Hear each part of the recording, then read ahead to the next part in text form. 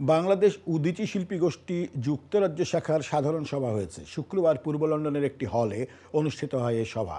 এতে সভাপতিত্ব করেন কবি গোলাম কবির। সভা শেষে প্রয়াত রবীন্দ্রসঙ্গীত শিল্পী পাপিয়া সারোয়ার, কবি হেলাল হাফিজ এবং তত্ত্বাবধায়ক জাকির হোসেনের স্মরণে এক স্মরণ সভা আয়োজন করা হয়।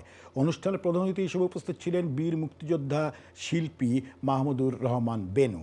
সংগঠনের বার্ষিক রিপোর্ট পেশ করেন তৌফিকুর রহমান তরফদার। এছাড়া আলোচনা, কবিতা পাঠ এবং সাংস্কৃতিক পরিবেশনায় অংশগ্রহণ করেন রুপি আমিন, ডক্টর শ্যামল চৌধুরী, হীরা কাঞ্চন হীরক, ফামিয়া খান, আজিজা সুমি সহ আরও অনেকে।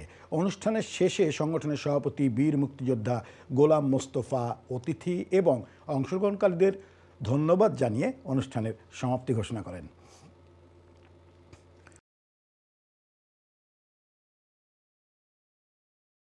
আজকে উদীচী শিল্পী গোষ্ঠীর উদ্যোগে হলো সাধারণ সভা এবং সাধারণ সভার পাশাপাশি আমরা তিন কিংবদন্তি শিল্পী ওস্তাদ জাকির হোসেন, পাপিয়া সারোয়ার এবং কবি হেলাল হাফিজ স্মরণের স্মরণসভা করলাম।